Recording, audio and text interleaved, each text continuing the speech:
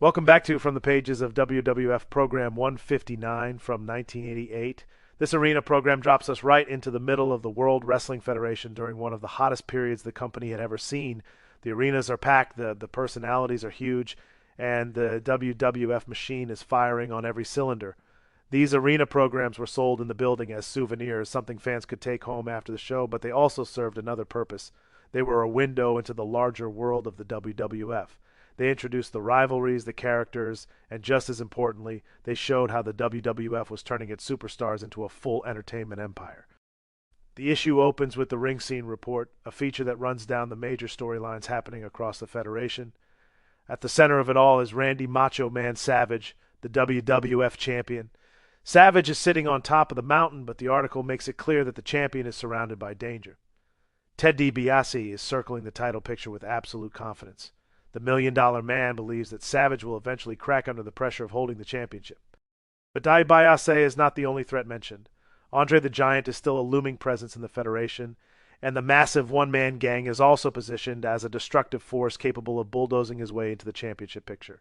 The report paints the title scene as chaotic, with Savage holding the gold while powerful challengers gather on every side. The article also takes a look at the rest of the roster.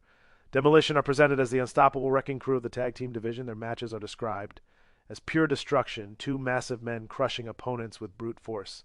Meanwhile, the Intercontinental Championship scene revolves around the loud and arrogant honky-tonk man. Honky's bragging and constant celebration of his own greatness have made him one of the most irritating champions in the Federation, and the program reminds fans that many challengers are lining up to shut him up. Other rivalries are highlighted as well. Jake the Snake Roberts and Rick Rude are engaged in a psychological war filled with mind games and personal pride. Ken Patera and Dino Bravo are battling in a contest of raw strength, two powerful competitors trying to prove who truly belongs among the elite. One of the major features in the program shines the spotlight on the Ultimate Warrior in a story titled New Fields to Conquer. The article presents Warrior as something more than a wrestler. He is portrayed as a living storm inside the ring. The piece emphasizes his endless hunger for competition and his constant search for greater challenges. Opponents like Hercules are mentioned as examples of the kind of powerhouses Warrior wants to face. The tone of the article suggests that Warrior is not satisfied with simply winning matches. He wants battles. He wants conflict. He wants to test himself against the toughest men the Federation can offer. Another feature focuses on Junkyard Dog and his burning desire for revenge against the Outlaw Ron Bass. The story revolves around the humiliating moment when Bass attacked JYD using his bullwhip, Miss Betsy. That moment left Dog furious, and the article captures the intensity of his anger. Junkyard Dog promises that Bass will pay for what he has done. He warns that if the outlaw wants to use a whip, then he will answer with the heavy chain he brings to the ring. The piece frames their rivalry as deeply personal, a feud fueled by pride and humiliation. The Fabulous Rougeaus are also featured in the program.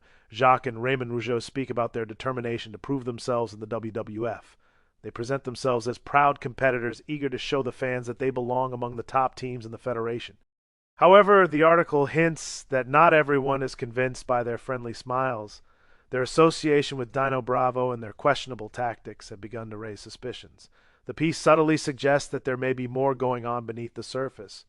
Bad News Brown receives a feature titled Cruisin' for a Bruisin'. Brown is portrayed as a dangerous loner who answers to no one. The article references his betrayal of Bret Hart and makes it clear that Brown feels no regret for his actions. Instead, he doubles down on his threats. Brown warns that anyone who steps into the ring with him will feel the consequences. Wrestlers like Sam Houston, Coco B. Ware, Hillbilly Jim, and George Steele are all mentioned as potential victims.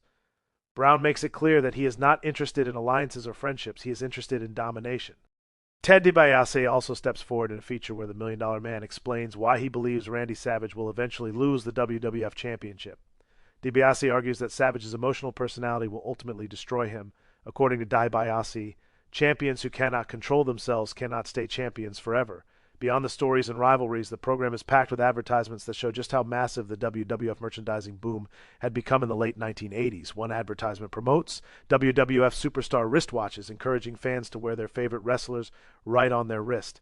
These watches feature bold WWF branding and colorful designs tied to the personalities fans watched on television every week. Another promotion advertises the famous WWF ice cream bars.